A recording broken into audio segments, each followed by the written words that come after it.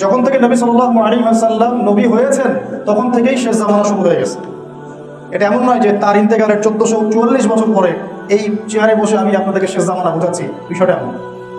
নবী সাল্লাল্লাহু আলাইহি ওয়াসাল্লাম এক হাদিসে বলেছেন তার ইন্তেকালের সাথে সাথেই কিয়ামতের সাইন শুরু হয়ে গেছে। তিনি নবী হয়েছেন সাথে সাথেই কিয়ামতের সাইন শুরু হয়ে গেছে। সর্বশেষ কিতাব চলে আসছে, কিয়ামত শুরু হয়ে গেছে, সাইন শুরু হয়ে গেছে। চাঁদ দ্বিখণ্ডিত হয়ে গেছে, কিয়ামতের সাইন শুরু হয়ে গেছে। এটা নতুন করে 1444 বছর পরে বলার কিছু নেই।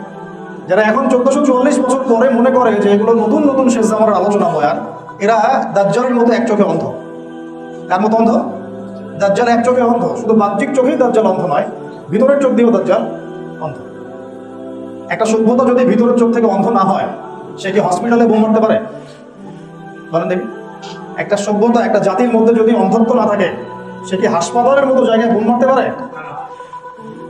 তো এই কয়েকটা ক্যারেক্টার সম্পর্কে যদি আমরা সচেতন না হই, পড়াশোনা না করে এই জামানাটাকে ডিল করতে পারবেন না। এখন এই পড়াশোনাটা করবেন কিভাবে? নিজের মন করা পড়াশোনা না, অবশ্যই কোরআন এবং হাদিস থেকে, এবং অবশ্যই ওস্তাদদের সুন্নতে, এবং অবশ্যই আপনি আপনার চিন্তার দরজা উন্মুক্ত রাখবেন। এমন হতে পারে যে একটা হাদিস বা একটা ঘটনার আগে কেউ ব্যাখ্যা করে নাই, কিন্তু আপনার কাছে মনে হচ্ছে এই ব্যাখ্যাটা সত্য হতে পারে, কিন্তু আপনি এখানে ইস্তেহাদের দরজা আপনার খোলা আছে, যদি আপনি মুস্তাহিদ হয়ে থাকেন। যদি মুস্তাহিদ না হয় তাহলে আমার দরজা বন্ধ। তো যখন থেকে নবী সাল্লাল্লাহু আলাইহি ওয়াসাল্লাম এসেছেন, তার ইন্তেকাল হয়েছে, চন্দ্র দ্বিখণ্ডিত হয়েছে, শেষ কিতাব নাজিল হয়ে গেছে, তখন থেকেই আমরা শেষ জামানায় ঢুকে গেছি। এটা যে শেষ জামানা, এটা বোঝার জন্য আপনাকে পিএইচডি করারও দরকার নেই। শুধু বাইরে গিয়ে হাঁটাহাঁটি করবেন, আপনি নিজের বাইরের চোখ দিয়ে দেখতে পারবেন। এমন কোনো জামানা বিশ্ব দেখে নাই যে জামানায় মেয়েরা ছেলেদের পোশাক পরে ঘুরবে আর ছেলেরা মেয়েদের পোশাক পরে ঘুরবে। এমন কোনো জামানা আমরা দেখি নাই যেখানে নগ্ন পদের রাখাল শ্রেণীর মানুষেরা অট্টালিকা নির্মাণের প্রতিযোগিতা করত, আমরা দেখি নাই। আপনি হিস্ট্রি ঘাটেন, যত ইচ্ছে ইতিহাস ঘাটেন, লাস্ট 100 বছরই আপনি এগুলো পাবেন, এর আগেই পাবেন না। সর্বোচ্চ আপনি ফরাসি বিপ্লব পর্যন্ত যেতে পারেন, ফরাসি বিপ্লবের পর থেকে আপনি এগুলো দেখতে পারেন, তার আগে আপনি হাইলি কনস্ট্রাক্টেড বিল্ডিংস এর প্রতিযোগিতা। হাদিসে জিবরিল নামে একটা হাদিস আছে, যে হাদিসটা নবী সাল্লাল্লাহু আলাইহি ওয়াসাল্লামের জীবনের শেষ দিকের হাদিস, এবং নবী সাল্লাল্লাহু আলাইহি ওয়াসাল্লামকে এখানে জিবরাইল আলাইহিস সালাম সরাসরি মানুষের রূপ ধরে এসে সামনে বসে হাঁটুর সাথে হাঁটু লাগিয়ে হাত দুটো পায়ের উপর রেখে 4টা প্রশ্ন করেছে। ইসলাম কাকে বলে, ঈমান কাকে বলে, ইহসান কাকে বলে, কিয়ামত কবে হবে। নবীজি শেষটা আমাদের টপিক, এজন্য শেষটা দিয়ে কথা বলছি, ওইদিকে যাচ্ছি না, অনেক লম্বা আলোচনা। নবীজি বলেছেন মাল মাসউলু আনহা বিআ'লামা মিনাস সাইল, কিয়ামত কবে হবে এই বিষয়ে প্রশ্নকারী উত্তরদাতা দুজনে জ্ঞানী সমান, কেউ কারো চেয়ে বেশি জানে না। মানে আল্লাহ পাক ছাড়া কেউই জানে না এক্স্যাক্টলি কোন দিনে কিয়ামত হবে।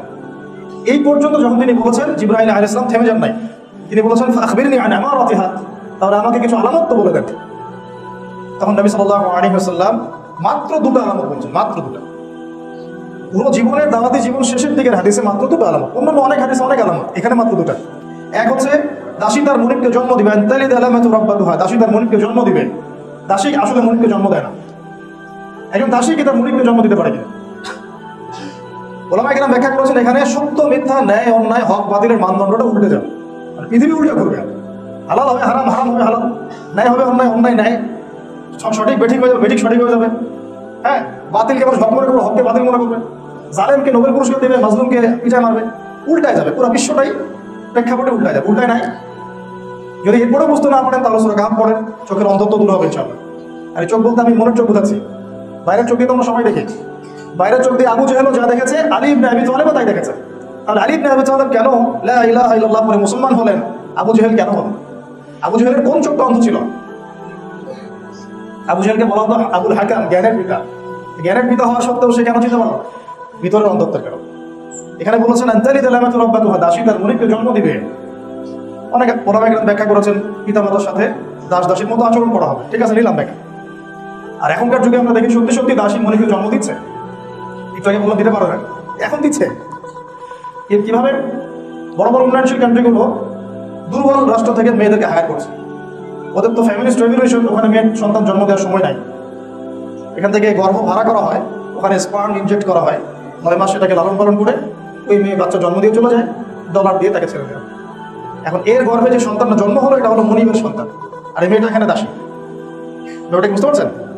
এই ব্যাখ্যাটা কোন কিতাবে নাই, আমরা এখনকার ওয়ার্ল্ড অ্যাফেয়ার্স থেকে পাচ্ছি। ওইদিকে আমি যাচ্ছি না, আমি আমার মতো করে বোঝানোর চেষ্টা করছি যে এখানে সত্য মিথ্যা ন্যায় অন্যায়ের মানদণ্ডটা কি হবে, উল্টা যাবে। সেটা হয়নি এই জামানায়। আরেকটা হচ্ছে أن ترى الحفاة العراة العالة رياء الشاي يتطاولون في البنيان। যখন আপনি দেখবেন যে সমাজের সবচেয়ে নিম্ন শ্রেণীর খালি পায়ের, খালি গায়ের, মানে নগ্ন দেহ নগ্ন পা এবং রাখাল শ্রেণীর মানুষ, রিয়া আশাই ইয়াতাতাওয়ালুনা ফিল বুনিয়ান। যে কোনো মাদ্রাসায় গিয়ে ওলামায়ে কেরামকে জিজ্ঞাসা করেন ইয়াতাতাওয়ালুনা মানে কি। ইয়াতাতাওয়ালুনা মানে শুধু বিল্ডিং বানানো না, বিল্ডিং বানানোর প্রতিযোগিতা করে। আপনার 10 আমার 12, আপনার 15 আমার 20, আপনার 50 আমার 60, বাংলাদেশে একটা 95 একটা 97, ওই টুইন আমার এত, আমারটা এত। আরবের কান্ট্রিগুলো যার আগে ওই যে তেল ছিল না, যখন তেল যখন পাওয়া যায় না, মাটির নিচে ছিল, বেদুইনের মতো জীবনযাপন, জাস্ট লাইক বেদুইন। এখন দেখবেন যে কাবা ঘরের চাইতে ব্লকটা আরো চলে গেছে। কাবা যেন ওখানে নিজের উচ্চতায়, কাবার উচ্চতা ম্লান হয়ে যাচ্ছে অন্য বিল্ডিং এর উচ্চতার কাছে। তাই হচ্ছে না বিষয়টা? এটা ছিল নাকি আগে? এগুলো ছাড়াও অসংখ্য, আপনি এই জামানায় যখন বাইরে বের হবেন এই মেয়েদেরকে দেখতে পারবেন, সুদ ঘরে ঘরে দেখতে পারবেন, জিনা ডোর টু ডোর দেখতে পারবেন, মুসলিমদের উপর নির্মম নির্যাতন এটা ঘরে ঘরে দেখতে পারবেন, অধঃপতন, মুসলিমদের নৈতিক অধঃপতন।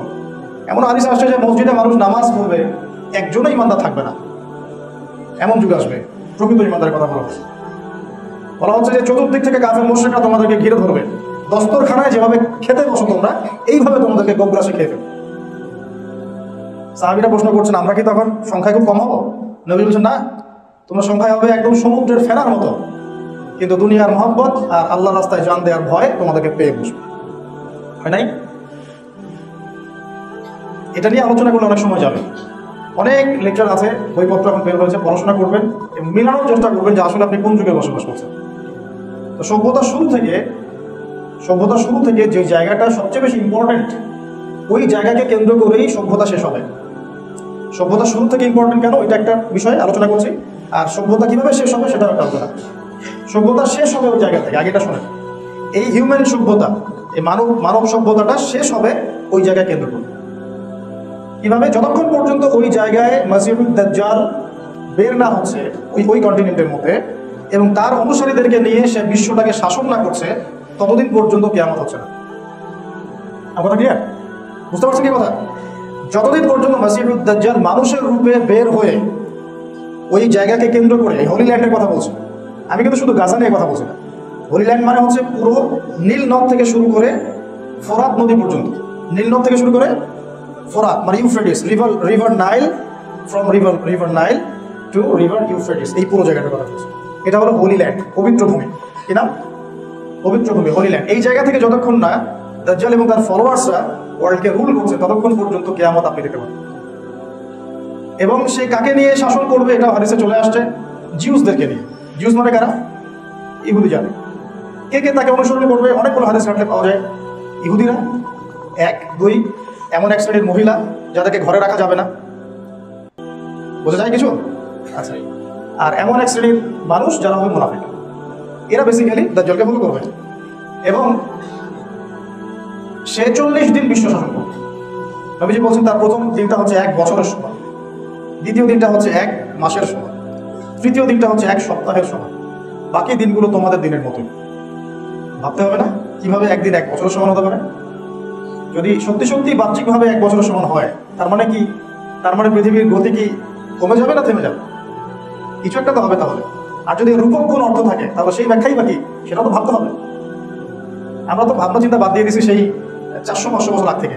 আল্লামা ইকবাল বলছেন এই মুসলিম জাতি ক্রিটিক্যাল থিঙ্কিংস মানে কি বলবো এটাকে, গবেষণামূলক চিন্তাধারা, গবেষণামূলক চিন্তা চেতনা, এই পুরো জাতি সামষ্টিকভাবে 400 বছর আগে ছেড়ে দিয়েছে। আমাদের ভাবনার সময় নাই। এটা ভাবনার সময় নাই কেন? কারণ আমাদের মাথায় কিছু পেরেশানি আছে, খাবারের, চাকরির, ব্যবসার ইত্যাদি। আর যতটুকু সময় বাকি ছিল ওইটা তো মোবাইল ফোন খেয়ে নিচ্ছে, বাকিটা তো ফোন খেয়ে ফেলতেছে। তো দাঁড়ায় যে একটু চিন্তা করবো যে আসলে কি হচ্ছে, কেন হচ্ছে, কোথায় ছিলাম, কোথায় আছি, কোথায় যাচ্ছি, চিন্তার সময়। আর ঢাকার মতো সিটিতে আমরা যারা থাকি, সেখানে তো দেখা যায় ফ্লাইওভার উঠলে যে মানুষের দৌড়ঝাঁপ, চিন্তার সময় নেই, সুযোগ নেই। প্যালেস্টাইন ইস্যু নিয়ে আপনি চিন্তা করবেন, আপনাকে তো বিশ্বকাপ দিয়ে ধরে দেওয়া হচ্ছে। আপনি দেখবেন আমি কত সেঞ্চুরি হাঁকায়, ওইদিকে যে সেঞ্চুরির পর সেঞ্চুরি বাচ্চাদেরকে মেরে ফেলা হচ্ছে, এটার তো খবর নাই। এই সেঞ্চুরি হাঁকাইলো এটার খবর আছে। আর মিডিয়াগুলো তো মাশাআল্লাহ তাদেরই, এগুলো তো ঢালাওভাবে প্রচার করা হচ্ছে। এই মানুষ দেখতে না চাইলেও দেখানো হচ্ছে। দেখবি না মানে দেখতে হবে, ভাবটা এরকম না। আর এই আড়ালে যে কত মুসলিম ওখানে মারা যাচ্ছে ঠিক নাই। আর আমরা তো ইস্যু পাগল জাতি, আবেগী এবং ইস্যু পাগল। আর কিছু ইস্যু বাস আছে আমাদের সমাজে, এরকম ইচ্ছা করে ইস্যু রাইজ করায়, আপনাকে একটা ইস্যু ধরাই দেবে যাতে মূল বিষয়টা থেকে আপনি সরে যান। মূল একটা বিষয় আছে গোড়া, ওইটা থেকে সরে গিয়ে শাখা পোশাকা নিয়ে আপনাকে ব্যস্ত করবে। ঠিক আছে, এর পিছনে কাজ করে কিছু ইস্যু বাস শ্রেণীর মানুষ এবং কিছু মিডিয়াও এখানে দায়ী আছে, তাদের দরকার ভিউজ। এখন দেখেন ওই 6, 7, 8, 9 ওই তারিখগুলোতে যেভাবে আলোচনা হচ্ছিল ইস্যুটা নিয়ে, আস্তে আস্তে যেন ওটা ইজি হয়ে গেল নর্মাল। এখন এটার সংখ্যা আজকে কত? আজকে 6,000 মারা গেছে। কালকে কত হয়েছিল? কালকে 5,500। আগামীকাল দেখবেন আজকে 6,300 আমাদের ভাইদেরকে মেরে ফেলছে, বাচ্চাগুলোকে মেরে ফেলছে, এই পর্যন্ত। এবার অনেকে বলতে পারেন যে এখানে বলেই বা কি হবে, আমি তো জানি বলে কিছু হবে না, ওই পরিসরে আমি কিছু করতে পারবো না, কিন্তু সচেতনতা তো তৈরি করতে হবে। আমরা তো জানি না কেয়ামত কবে হবে, তাই বলে কি আমরা আমাদের জীবনে প্রিপারেশন নিব না? আমরা তো জানি যে আমরা মাসিহুদ দাজ্জালের সাথে লড়তে পারবো না, দাজ্জালকে আপনি মারতেও পারবেন না, তাকে মারবে ঈসা আলাইহিস সালাম। তার আগ পর্যন্ত মুসলমানরা তার সাথে লড়াইয়ে পেরে উঠবে না, তাই বলে কি তারা লড়াই করা ছেড়ে দিবে? এরা হচ্ছে নেগেটিভ মাইন্ডসেটের মানুষ, এটা হচ্ছে মনস্তাত্ত্বিকভাবে পরাজিত, বুদ্ধিবৃত্তিক পরাজয় বলি আমরা এটাকে, বুদ্ধিবৃত্তিক পরাজয়। আগেই সারেন্ডার করে ফেলেছে, আমার তো কিছু করার নাই।